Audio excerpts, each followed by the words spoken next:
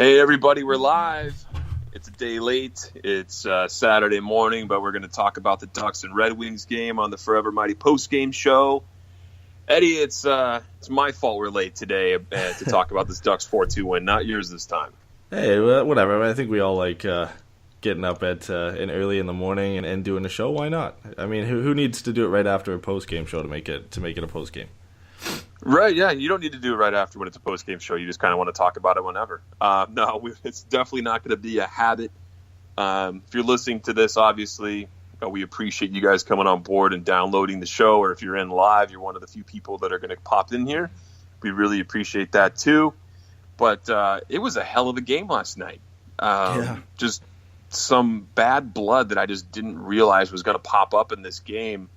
I was talking with a buddy of mine. I was at the game, and it was he was like, "What is with all these? Like, why this Red Wings team is terrible? How are they even coming at Anaheim like this and making it competitive?" I'm like, well, I mean, every team, good or bad, I mean, the parity is just still close, and you have to show up every night. And it was nice to see the Ducks pop out with a win, but the Red Wings kind of kept it close most of the game, wouldn't you think? Yeah, I mean, it was. I don't want to say it was reminiscent of the last game because the Ducks' offense just was non-existent, but I think in the fact that Detroit just found a way to keep it close.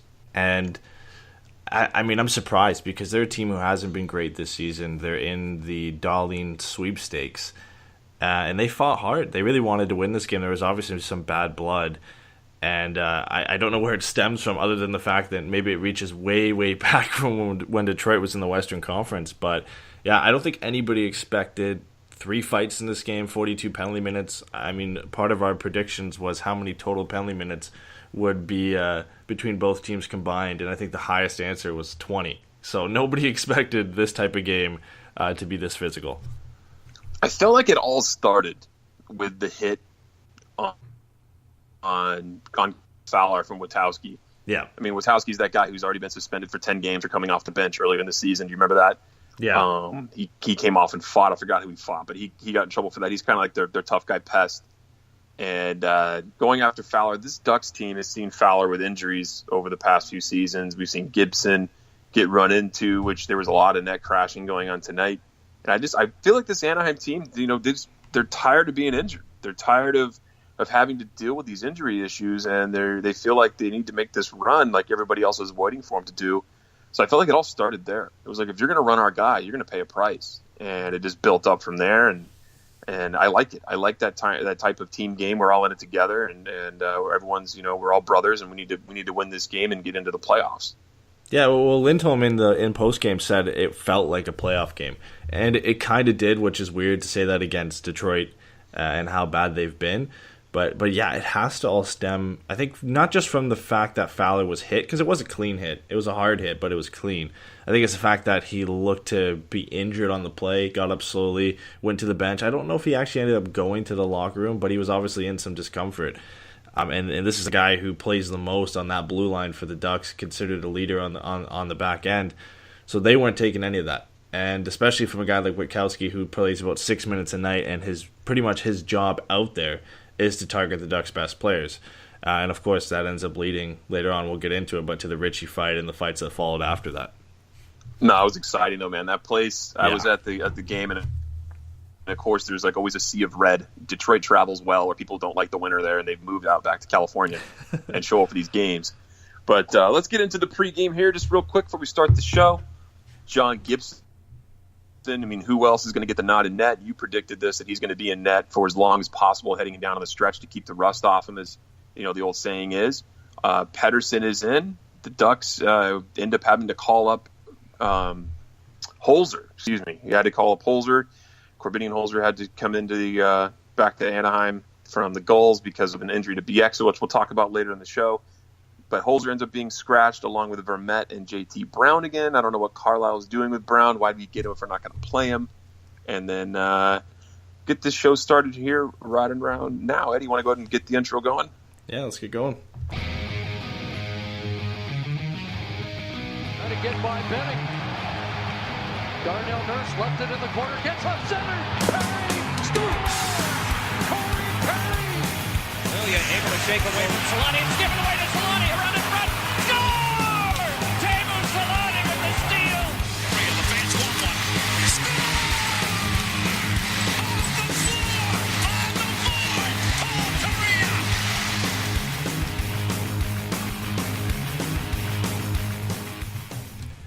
All right, let's get into it. I mean, back-to-back wins now, finally, after coming off 3 shows with losses.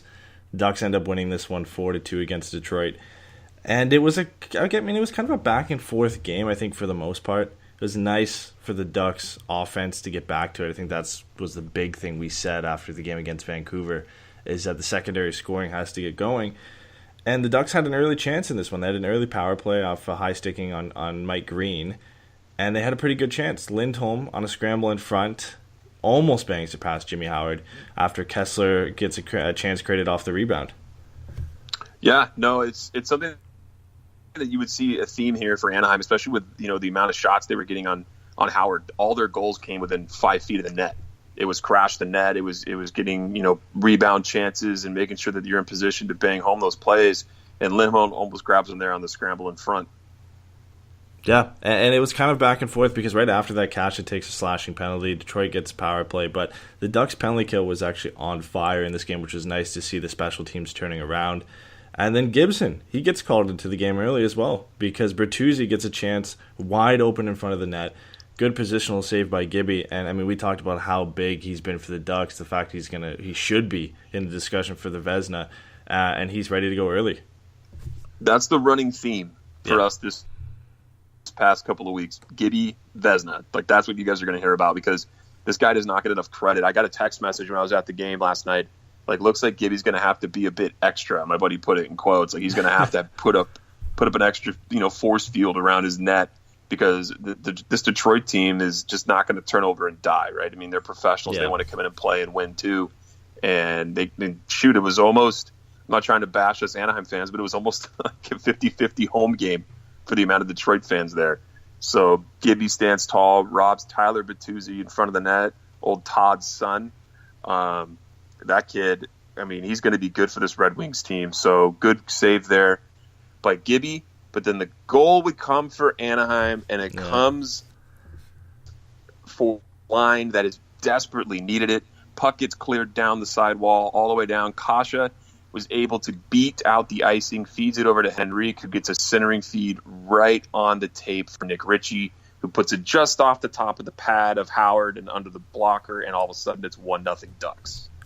And it's so nice to see this line clicking, all 3 of them getting points. Of course, Cash is the guy who gets the primary assist because that's pretty much all he does. No noise for him. He gets goals and primary assists, and that's it.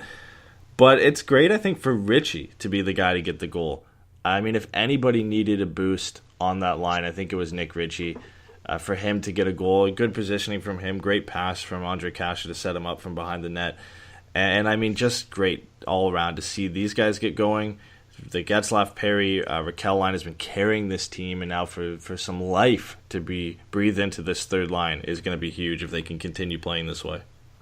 God, I flipped those 2 guys around. It was Henrique who had the second assist. That's my bad. Good you got to remember, Kasha always has primary assists. That's true. No matter what, he's going to be the guy. I was like, no, man, it wasn't Kasha. But just, I guess, my memory from the game, I said it was like the speed, but it was actually, now that I think about it. That was huge, man. And that's something Ritchie needed. This whole line has needed it. So definitely something the Ducks, you would see this in this game where that line started rolling. But this is what we talked about in pregame, what happens next. Witowski on the forecheck just crunches Fowler along the boards. He was like at the goal line. He hit him so hard he ended up skating. Like he pushed his skates directly into the wall. It looked like he might have went knee first into the wall, and maybe that was the issue because he got up kind of limping there. Fowler did. Head straight down to the bench. From where I was sitting, I don't know if they showed it on TV, but I couldn't see him go to the locker room or not. Luckily, he ends up being okay in this game, and that was kind of like the match that lit the fire in this game. That was going to cause all the problems, and there was going to be some rough stuff going on. I mean, is that how you saw it too? Just kind of like that was like the spark. Yeah, and I think, again, mentioning the fact that it was Witkowski, I think is kind of what starts it a little bit more. I mean, this is why he's out there, right? I mean, he's out there to be a pest. He's out there to kind of target, maybe not in a nasty way, but to target the Ducks' best players. And he had Fowler lined up pretty much from the point he got to the circle. He was ready to hit Fowler hard. And it's a clean hit. I mean, I got to give him credit. It's a clean hit. He launches Fowler into the boards. And I guess where he gets injured is, like you said, he kind of hits both of his knees together on the boards. And then Witkowski also kind of clips him again when he falls down and kind of squishes his leg against the boards. I mean, we're lucky. I feel like we're a little bit lucky that Fowler got out of that and was able to come back and play. Obviously, no update today, but I would assume he's fine. But, I mean, it could have been a lot worse. If he was closer to the boards and Witkowski had got a little bit more steam behind him, that could have been a really nasty hit. No, it's definitely true. Who did Getzlaf hit where he took the interference penalty out of this? I felt like that was so unnecessary, but I kind of felt like it was just Getzlaf being a little rough. And whoever he hit, he caught him in center ice. I don't remember who he hit. I was trying to figure it out, too, because I wanted to put out a GIF during the game. But, I mean, retaliation by the captain, that's for sure. It obviously doesn't end up hurting them in the end, but not the penalty you want to take. And I feel like, I mean, the fight comes right after it. I feel like you can leave it for the fight to really take some revenge on Witkowski. But, I mean, Getzlaf is going to do what he can do to protect the team, right? So he's the captain. He's the leader. He's got to stand up for his guys. So then we get the fight. Nick Ritchie throws down with Witkowski. Interesting the way this fight started. Ritchie seems like he's a little bit of the bigger man in this fight. And Witkowski was trying to go crazy and start throwing punches, and he just wasn't landing. His arms are a little shorter than Ritchie's, so Ritchie was able to duck out of most of that stuff. And everyone around us was like, what is he waiting for? Like, what is Ritchie waiting for? I'm like, dude, let that guy punch himself out, and then let Ritchie start throwing some bombs. I don't think anyone landed gigantic clean hits, but I would say Ritchie landed a couple that I felt landed nicely on Witkowski's head. Maybe some helmet there. But then there was this weird thing at the end of the fight where Ritchie goes down and Witkowski falls on top, and it almost looked like Witkowski was waiting for somebody to come over to Ritchie. I'm like, oh no, did he hit his head? Turns out he was just pissed at him. Yeah. They were on the ice for a good 30 seconds with referees holding his arms back. Did they talk about that on the broadcast? A bit, yeah. To just kind of reference the fight a bit, I thought this was going to be a heavyweight fight. I mean, if you had to pick two guys from each team, maybe barring Abdelkader, Witkowski's the guy who's probably a guy that's most known for fighting in Detroit. That's a lot of what he does in his game. And then Ritchie's one of the tougher guys on the Ducks. I thought this was going to be a heavyweight bout, and there really wasn't any punches landed. I think, like you said, Ritchie kind of got the better of Witkowski. I believe he was bleeding. Might have got a visor to the nose, and he was cut a bit. But the reason that I saw that Witkowski was a little bit angry when Ritchie was on the ice, because Ritchie gives him a little bit of a shot when they're going down. A little bit of a late punch to the head, and Witkowski, I think, was ready to give it back to him, but the ref was holding his arm back a bit, and they had a little bit of a chat, and I guess they felt they were pretty good after that. But yeah, that's why he was pissed off, because Ritchie gave him a nice little shot.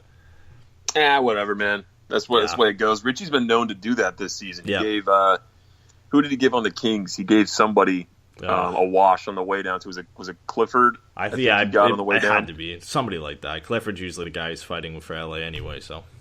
People were pissed about that in LA. Like, why did he have to hit him on the ice? That's it's a Bush League move. That's what Ritchie's been doing this season. Whatever he's got going on there, he's a frightening guy when he drops the glove. He's a big boy. But then some miscues here on defense, and just overall, I would just say team defense here. Mike Green with probably the easiest goal he's scored this season, from what I've seen anyway. This was something that just all of a sudden he got lost in the shuffle. Larkin was able to feed a nice backhand right across the slot, and it was an easy tap-in shot there for Green. With Gibby had no chance, just swung out his stick. He just didn't even see that backside pass coming. Yeah, like you said, this is the easiest goal Green's probably scored all season. Kind of left wide open. I think that's... this is a goal you usually see on the power play, where one guy's always going to be open, and Green was all alone on the left side of the ice. I think pretty much everybody, except the point man for Detroit, was on the right side of the ice. I think Manson is the guy who ends up leaving him open. He kind of comes in and helps protect in front of the net. There was two Detroit players there, so they created a little bit of a 3-on-2 that left Green open. But yeah, a nice feed by Larkin to get it to him. I think it was a little bit against the grain of play, too, because I think the Ducks played a very strong first period, despite being outshot 11-9, and it was a little bit of a dagger at the end of the first to get that goal for Green.